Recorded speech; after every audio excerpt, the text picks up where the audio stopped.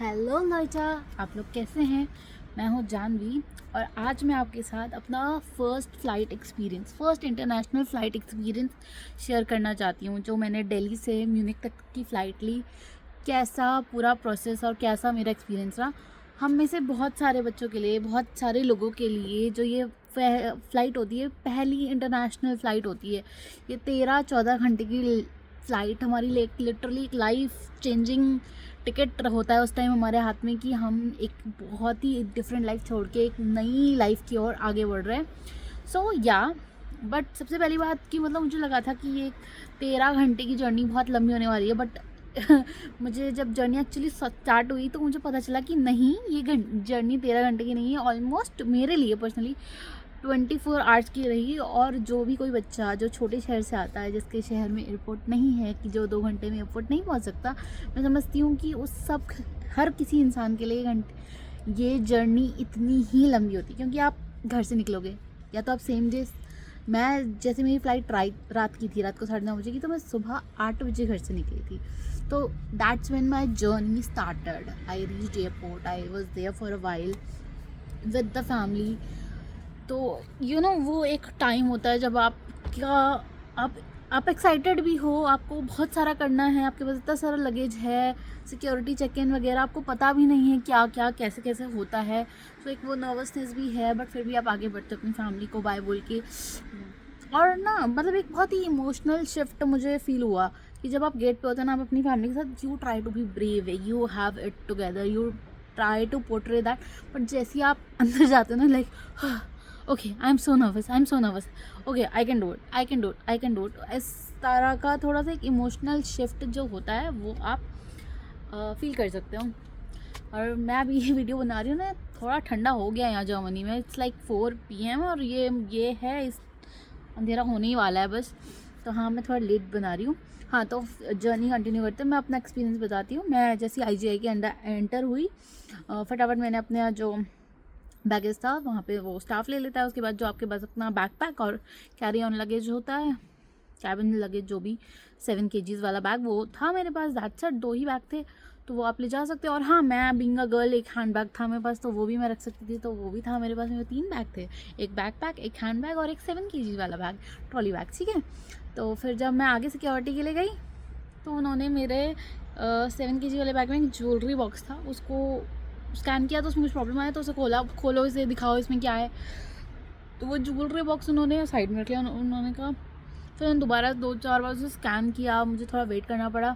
तो अगर आप इस तरह की कोई ज्वेलरी ला रहे हैं जो थोड़ा सा, आई डोंट नो, पर बट उन्होंने मुझे इवेंचुअली जाने दिया था, बट उसमें उस चीज़ में उनका थोड़ा टाइम लगा था क्योंकि उन्होंने उसे रीचेक किया था, ठीक है। उसके बाद मैं फ़्लाइट में बैठी, है ना। फ़्लाइट का एक्सपीरियंस वाज गुड, लाइक मतलब मेरी एहतियात की फ़्लाइट थी, Delhi to Abu Dhabi. The experience was very loud, मतलब फ़्लाइट में बहुत सारे बच्चे थे, बहुत इरिटेशन थी। बट अपेरेंटली मेरे बगल वाली सीट में, मैंने विंडो सीट ली थी, और मेरा टाइम इतना अच्छा था कि मुझे कुछ नहीं दिखा। मुझे ना व्यू दिखा, ना सेटेलाइट दिखी, मुझे कुछ नहीं दिखा। मुझे कोई फ़ायदा नहीं हुआ विंडो सीट लेने का, बस ये है कि मैं एक कोने में साइड हो गई। बट हाँ, जो मेरे बगल में को पैसेंजर्स थे वो एक स्पेनिश कपल था, या स्पेनिश, काफ़ी अच्छा कपल था, ओल्ड कपल था, बट काफ़ी स्वीट, ठीक है। But flight was really loud, मतलब सो मैनी बच्चे, they were crying like hell. But समझ सकते हैं, उसमें कोई किसी की गलती नहीं है, बट ठीक है। ये चीज़ आपको फिर कभी बताऊंगी कि क्या फ़्लाइट में बेटर हो सकता था। जब मैं Dubai airport, Abu Dhabi airport पे उतरी, तो वापस फिर से वही बैग स्कैन होता है, and that time I lost it. I was like, Delhi वालों ने तो जाने दिया था, क्या पता इन्होंने मेरा वो छोटा सा वो पकड़ लिया, तो मेरा ज्वेलरी बॉक्स पकड़ लिया। तो उस time I was like, oh my God, ये क्या हो गया, कैसे होगा। तो बट वहाँ पे तो और भी सिस्टम स्मूथ था, बैग डाला और शायद कोई देख भी नहीं रहा था, या फिर पता नहीं, उनका कुछ स्कैनिंग बहुत अच्छा था कि वो ऐसे स्कैन होकर बाहर आ के मैंने अपना बैग उठा के साइड में कर लिया। मतलब अगर आपके पास कभी ऐसा हो जाता है ना, बहुत डर लगता है यार, अगर आपको किसी चीज़ के लिए एक जगह रोक दिया है और नेक्स्ट कंट्री में आपको नहीं पता कि कैसे कैसे रूल होते हैं कभी कभी। क्योंकि जब मेरे आने से पहले मैंने थोड़े टाइम पहले ही वो न्यूज़ सुनी थी कि एक एक्ट्रेस को 1.5 लाख का फ़ाइन पड़ गया था, एंड आई वाज लाइक, यहाँ तो नहीं रोक लेंगे, ये तो नहीं हो जाएगा। तो एक वो चीज़ थी, बट वहाँ पे हो गया। और जब तक मैं अबू धाबी पहुँची ना, रात के लाइक 12:30-1 बज चुके थे। 8 बजे से देख रहे हो 12 घंटे से ज़्यादा की जर्नी हो चुकी है। और जो कपड़े मैं पहन के आई थी ना, I was like totally like मतलब मैं उनमें बहुत ही डिस्कम्फर्टेबल हो गई थी। मैं वॉशरूम में गई तो मैंने वहाँ पे देखी कोरियन लड़कियाँ, वो अपना पूरा लंबा चौड़ा 7 step 8 step skin care routine कर रही है। मैंने कहा यार ये तो अच्छी बात है, करना चाहिए, मतलब खुद को भी लगता है यार आप इतने सुबह से इतनी सुबह मुँह धो के निकले थे, उसके बाद मुँह धोने का टाइम लगा, तो फिर मैंने भी वहाँ तो मुँह धोया। फिर मुझे रियलाइज़ हुआ कि कपड़े भी चेंज किए जा सकते हैं यहाँ पे। फिर मैंने वहाँ कपड़े भी चेंज किए। मतलब आप ना, मतलब मैं ये रिकमेंड नहीं करूँगी कि अगर आप फर्स्ट फ्लाइट पे जा रहे हो और आपकी इतनी लंबी जर्नी है तो आप अपने हैंड बैगेज में ना एक सेट ऑफ क्लोथिंग और रख लो, या फिर बहुत ही कंफर्टेबल सेट ऑफ क्लोथिंग पहनो जो आप 24 आवर्स तक पहन सकते हो।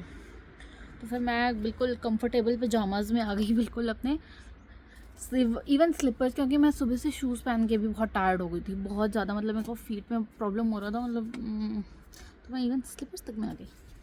फिर Abu Dhabi to flight Germany, वो काफ़ी, क्योंकि वो वहाँ से भी मिडनाइट में स्टार्ट थी, मतलब 2-2:30 बजे, तो वहाँ पे तो हम फ्लाइट में चले और सब सो गए, है ना। फिर अब मुझे एग्जैक्टली टाइम, शायद जर्मनी के हिसाब से टाइम 4 बज रहे थे उस टाइम जब हम उठे।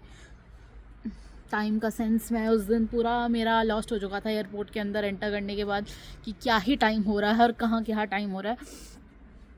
तो फिर मतलब अबू धाबी टू जर्मनी वाली फ़्लाइट काफ़ी अच्छी थी और काफ़ी क्वाइट भी थी, क्योंकि मतलब एक चीज़ मैंने नोटिस की, उसमें ज़्यादातर ओल्ड पीपल थे, यंग भी थे, तो वो काफ़ी सटल मेच्योर वाले यंग पीपल थे, and everybody was speaking German, that was one thing. तो आपकी जर्मन स्ट्रगल अगर आपको है तो आपको वहीं से स्टार्ट हो जाएगी। हाँ, क्योंकि वो लोग इंटरनेशनल फ़्लाइट में थे तो उसमें से मोस्टली ऐसा होता है कि उन लोगों को थोड़ी थोड़ी इंग्लिश आती है, बट या मेरे को पैसेंजर्स भी जर्मन थे, हस्बैंड वाइफ, सो मैंने वहीं से बात करनी शुरू करी थी जर्मन में। तो एक वो चीज़ है ना।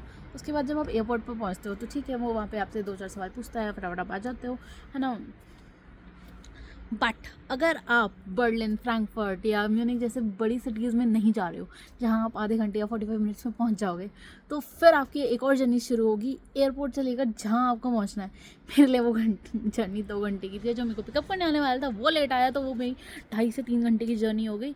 लाइक मैं एक दिन सुबह 8 बजे निकली, अगले दिन 1 बजे मैं जहाँ मुझे पहुँचना था 1 बजे अराउंड, 1-1:30 बजे अराउंड में पहुँची।